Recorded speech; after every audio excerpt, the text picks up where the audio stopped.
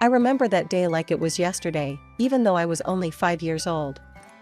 My name is Jenna, and that was the day my life changed forever. Dad had gone on another business trip, leaving Mom and me alone in our suburban house.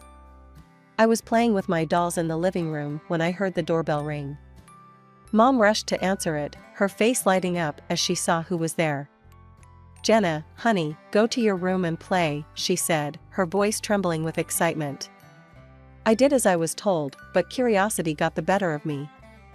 I peeked around the corner and saw a tall man I didn't recognize. Mom was throwing clothes into a suitcase, moving faster than I'd ever seen her move before.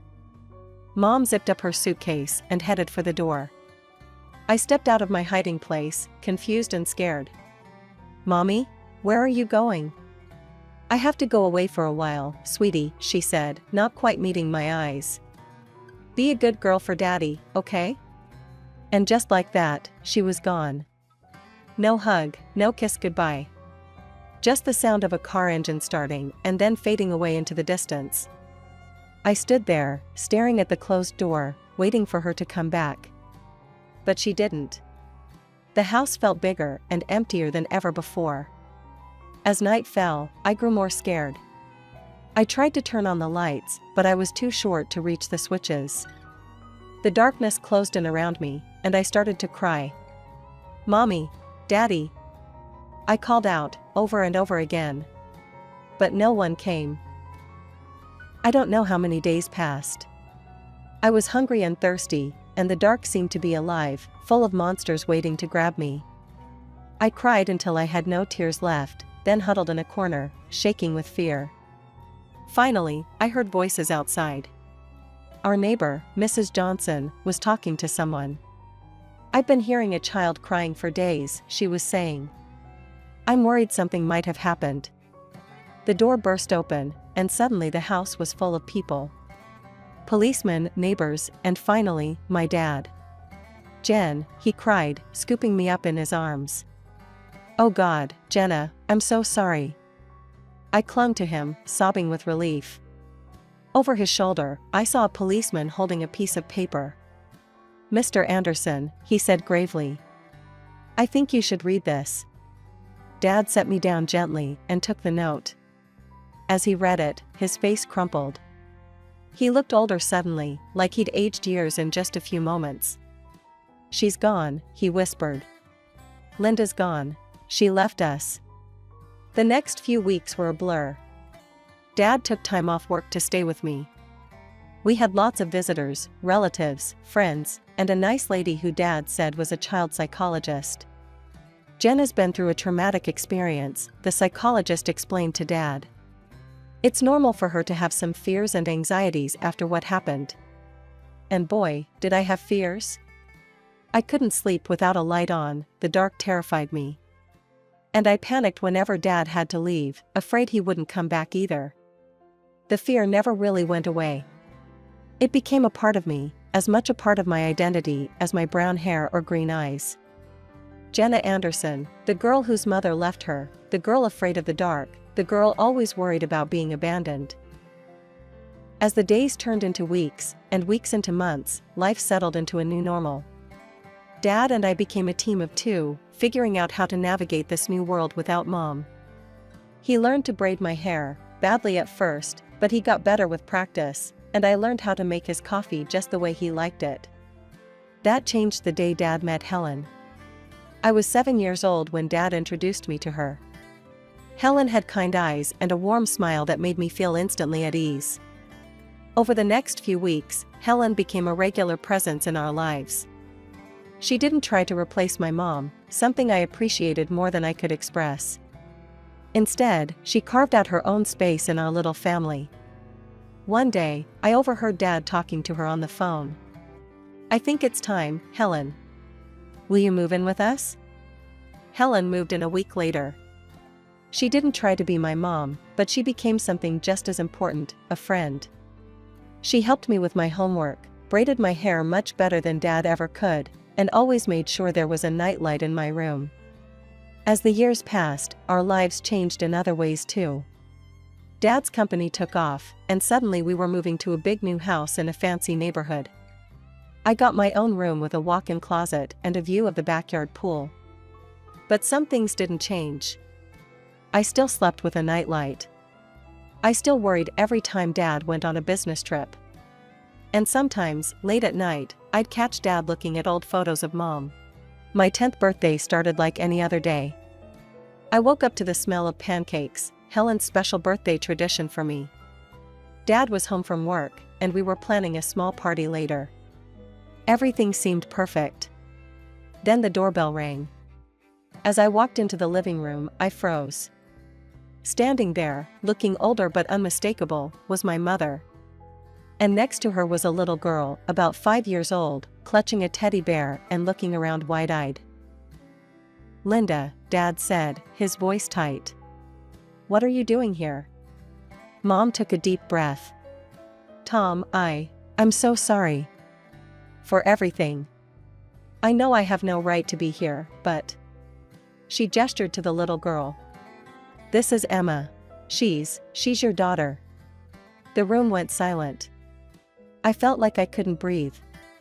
Dad's face went through a range of emotions: shock, anger, disbelief, and then, something else. "My daughter?" he repeated. Mom nodded. "I was pregnant when I left. I didn't know then, I swear. Tom, I've made so many mistakes. I'm not asking you to forgive me, but Emma, she deserves to know her father." I watched as Dad knelt down to the little girl's level. "Hi Emma," he said softly. I'm your dad." Emma looked up at him shyly. "Hi," she whispered. As Dad talked to Emma, I noticed Helen standing in the doorway, her face pale. She turned and walked away quickly. I wanted to follow her, but I felt rooted to the spot. The next few hours were a blur. There were lots of adult conversations I wasn't supposed to hear, raised voices, tears. I hid in my room, hugging my knees to my chest and trying to make sense of it all. Later that evening, Dad came to talk to me. "Jenna," he said, sitting on the edge of my bed. "I know this is a lot to take in. Your mom, she's made some big mistakes. But Emma, she's innocent in all this. She's your sister. I've decided to give your mom another chance. For Emma's sake." The next day, I watched from my window as Helen packed her car. She looked up and saw me watching. With tears in her eyes, she waved goodbye. I waved back, feeling like a part of me was leaving with her. Mom and Emma moved in that same day. Emma took the guest room, and Mom took her old place in Dad's room. It felt wrong, like she was erasing the last 5 years as if they never happened. The years that followed were complicated. Mom was back, but it wasn't the happy family reunion I might have dreamed of when I was younger. She doted on Emma, showering her with attention and affection. But with me, there was always a distance, an awkwardness that never quite went away. As for Emma, well, she was just a kid. She didn't ask to be born into this mess, and I tried not to resent her. But it was hard, especially when I saw how easily she fit into Mom and Dad's life, in a way I never seemed to. By the time I turned 18, I was more than ready to leave for college. I had chosen to study zoology. Animals had always been easier for me to understand than people. They didn't judge, didn't have complicated emotions or messy family histories. They just were. The day I left for college was bittersweet. Dad hugged me tight, his eyes misty. "I'm so proud of you, Jenna," he said. "You're going to do great things." Mom gave me an awkward pat on the shoulder. "Good luck," she said, her smile not quite reaching her eyes. Emma, now 13, rolled her eyes. "Finally get my own room," she muttered. I pretended not to hear her, focusing instead on Dad's warm embrace. College was freeing. For the first time, I was away from the tension at home, the constant reminder of my complicated family situation. I threw myself into my studies, finding solace in the world of animals and nature. But even as I excelled academically, I struggled socially. Years of feeling like an outsider in my own family had left their mark. I was quiet, reserved, always afraid of getting too close to people. What if they left, like Mom had? What if they replaced me, like Emma seemed to have done? Instead, I found comfort in the college's small zoo. I volunteered there in my spare time, caring for the animals. There was a particularly grumpy old llama named Larry who became my favorite. He didn't like most people, but he seemed to tolerate me. The years at college flew by, and before I knew it, I was graduating. As I stood in my cap and gown, diploma in hand, I scanned the crowd. Dad was there, beaming with pride. Mom and Emma were there too, clapping politely. "Congratulations, Jenna," Mom said stiffly. "Your father and I have been talking, and, well, we think it's time you started looking for your own place.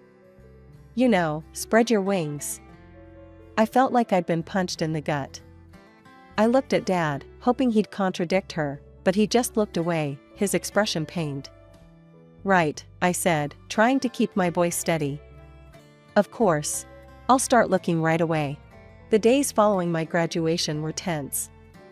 I was back in my childhood home, but it felt anything but welcoming. Dad tried his best to make me feel comfortable, but Mom and Emma made it clear that I was an unwanted guest. "Jenna, have you started looking for jobs yet?" Mom would ask over breakfast, her tone falsely sweet. "You know, it's important to get your foot in the door early." Emma would chime in, "Yeah, and maybe you could find your own place too. It's getting kind of cramped around here." Nights were the hardest. I still needed my nightlight to sleep, a fact that didn't escape Emma's notice.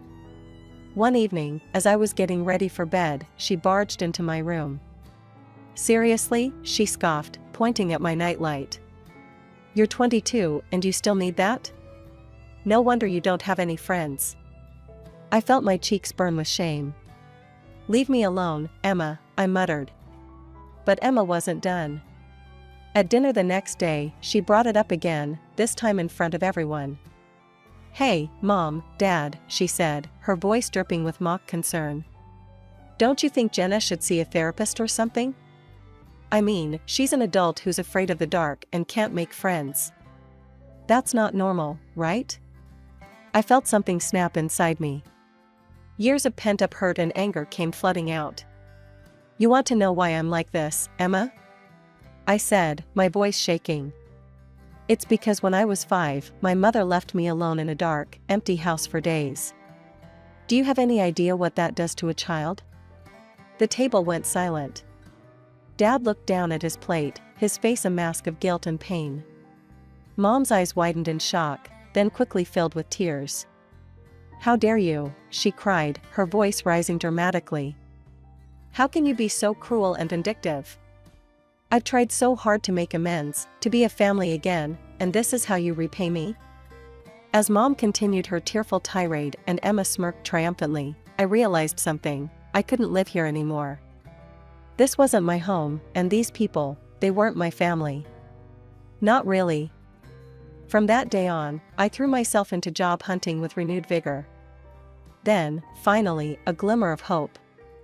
I had an interview scheduled at a small wildlife rehabilitation center. It wasn't glamorous, but it was a start.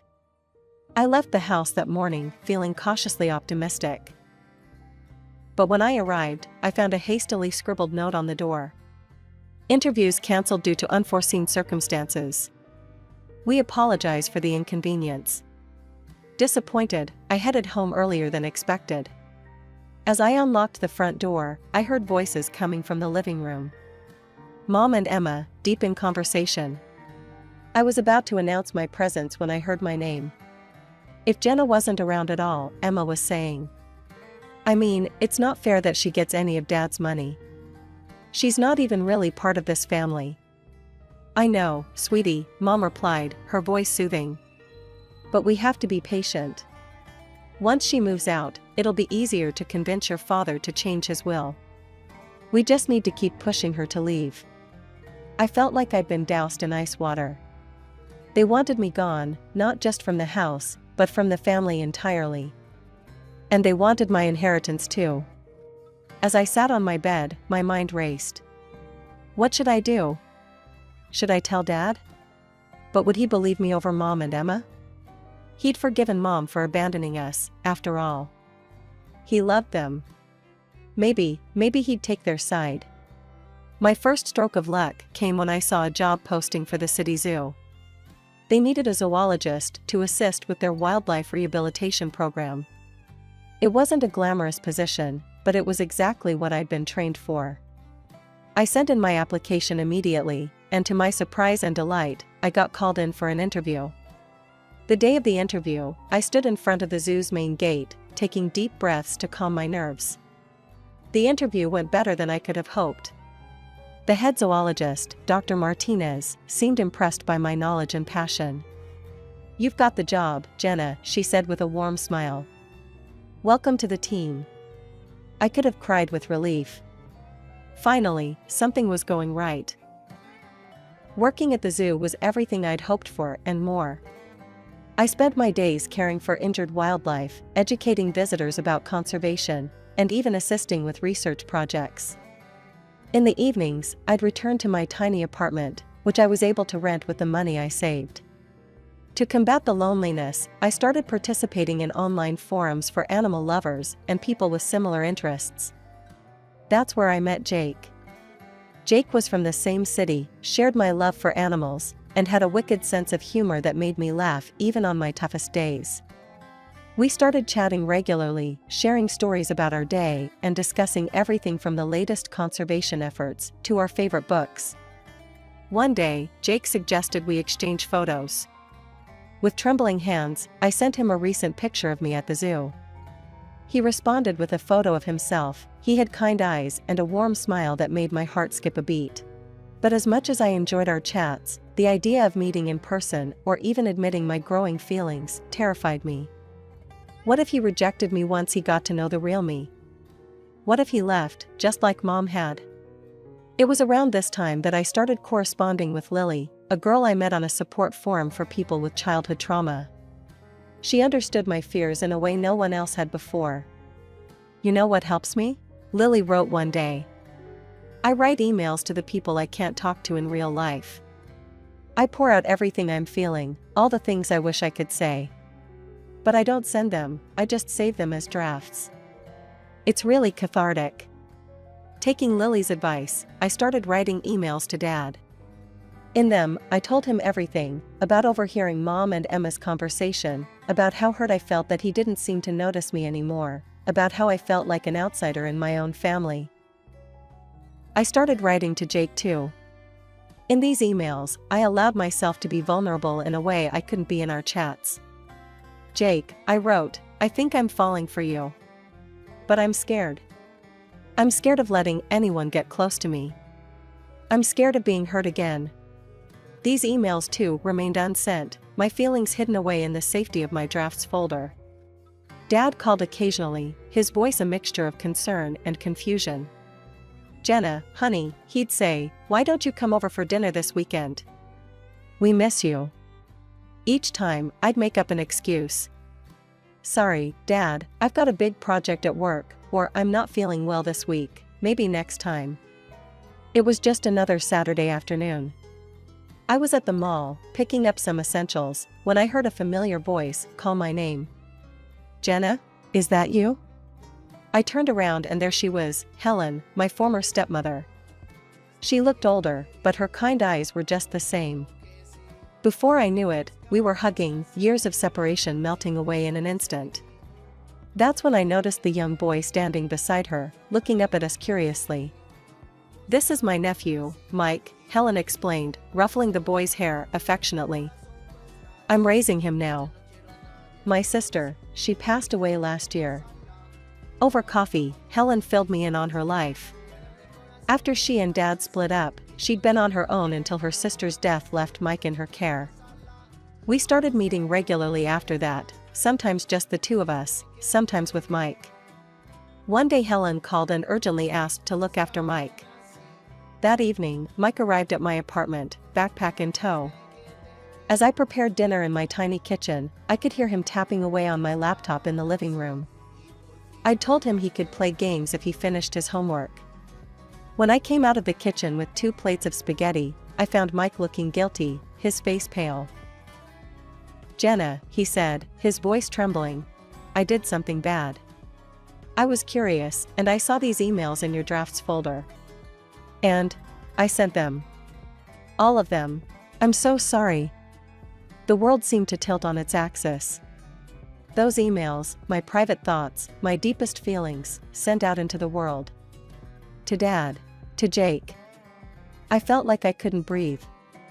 That night, after Mike left, I lay in bed, my mind racing. What would Dad think? And Jake, oh God, Jake. My phone pinged with a message notification. It was from Jake, but I couldn't bring myself to read it. What if he was disgusted by my feelings? What if he never wanted to speak to me again?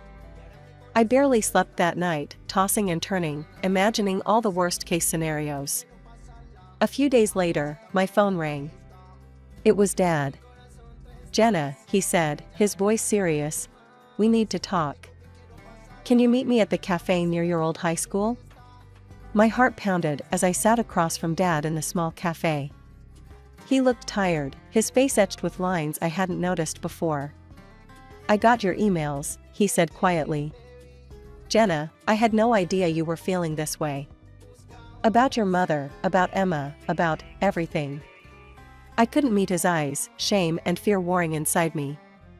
"Jenna, look at me," Dad said, his voice gentle but firm. I looked up, surprised to see tears in his eyes. "I love you. More than anything in this world. I'm so sorry I made you feel like you weren't important to me. That was never, ever my intention." We talked for hours, really talked, in a way we hadn't in years. About Mom's return, about Emma, about how I'd felt pushed aside and forgotten. Dad listened, really listened, occasionally wiping away a tear. Finally, he stood up. "I need some time to process all this," he said. "But Jenna, we're going to figure this out.